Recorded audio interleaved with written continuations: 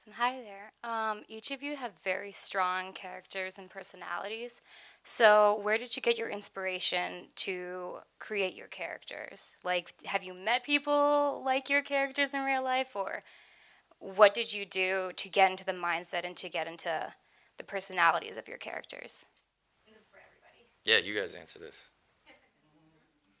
No, well, don't look at me. Well, you Start. go first. Well, like Tony said, the script was very strong. It was really unusual. The language was great. It was very funny. It was very touching.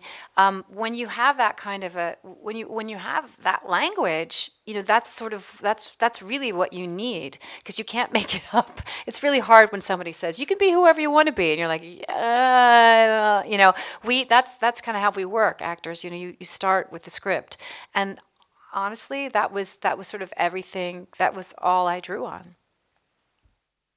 Um, well, I mean, I think that one thing that was so attracted to was this idea that this character is. I mean, Barbara's got a lot of conviction, and she's got a lot of it, and she's I think sort of guilty of what I don't know. I'm certainly am, and I'm sure a lot of people are. Is wanting your partner to fit into the little box you've made for them, and then that way they can be more like you, and everything will be great. And of course, real life doesn't work like that. But she really believes that to be true, and I just played her with as much kind of conviction as she has, and also when Joe and I would have conversations if we were kind of being our characters trying to come up with some dialogue or how to expand some of the scenes or so forth and everything that he would kind of throw at me I could just throw back at him with this like, but this is how it is, or this is what I think, or this is the way this is how it should be, or this is the way it needs to be.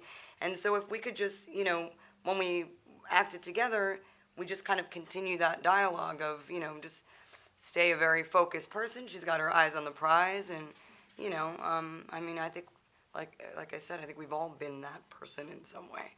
She's just got a lot of that part of our personality. I've had dinner with my character.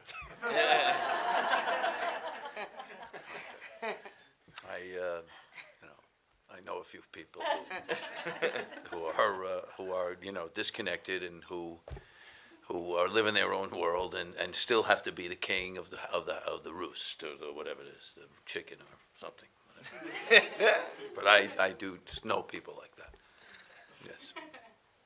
I think we all know or have this sounds maybe like a cliche. I think we all have a certain amount of Don Juan, that classic. There's a reason this is a classic literary figure from throughout the ages. So we all have a little bit of that archetype, that Don Juan in us, that person who's just really selfish and just wants what they want and doesn't care about the consequences and doesn't care what anybody else thinks or feels and treats everybody in the world like just a thing, like an object on the shelf, and doesn't really consider their perspective. It's very tempting to do that because it's easy. You're making me think about my life. And mine. I mean, look, we all, like I'm saying, I'm as culpable as anybody probably. We all have that tendency, and so then what was fun though was about taking that sort of idea, that concept, and being like, okay, but a character has to be more than a concept. It has to be, a person, and fleshing that out, and that was fun in the writing process to think about, okay, well then, so what does he do day to day? Why is he this way? What are his parents like? What is he? Oh, well, I guess he probably cares about his body a lot because he wants to look good. So he'd probably go to the gym a lot. And like, well, would he go to church? All those questions became really what was interesting to me. And then taking it off the page and having human beings and great artists begin to embody those characters. That was certainly the most exciting part of the whole multi-year process. I think that's kind of the most exciting thing for anything you've made is more than a good review or a round of applause or a good box office score or anything like that. If somebody else, another artist, has taken what you've done and used it to express themselves, that's so thrilling. So watching these actors bring more to it than what I had ever imagined was really the most fun part. Okay, we have time for one more question. So, To Joseph again. This feels very, very different from anything that you've done before, but obviously you've worked with a lot of filmmakers at this point. So I was wondering if maybe there was something surprising about different aspects of the process that you maybe got tips from. You could remember that you picked up something from this director that you worked with or that director that you worked with. And also, just very quickly, I was wondering if anywhere in the process of the casting or the characterization of Barbara, if Scarlett's Marble Columns SNL skit came up at all, because it just seemed like maybe that was like I don't know, boot camp for Barbara or something like that.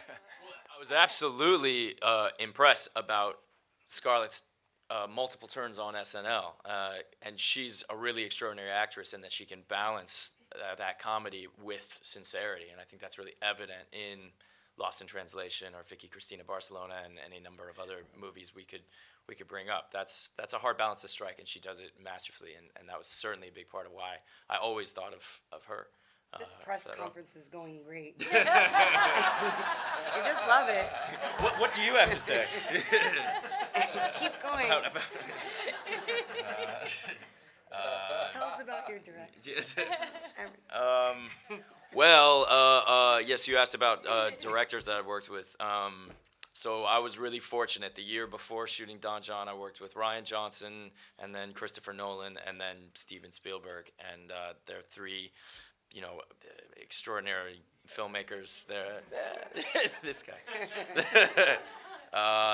He could do a backflip. I just want you to know that. He can do a backflip right here. He could stand there and do a backflip. Do you know that? He can do a backflip. Okay, all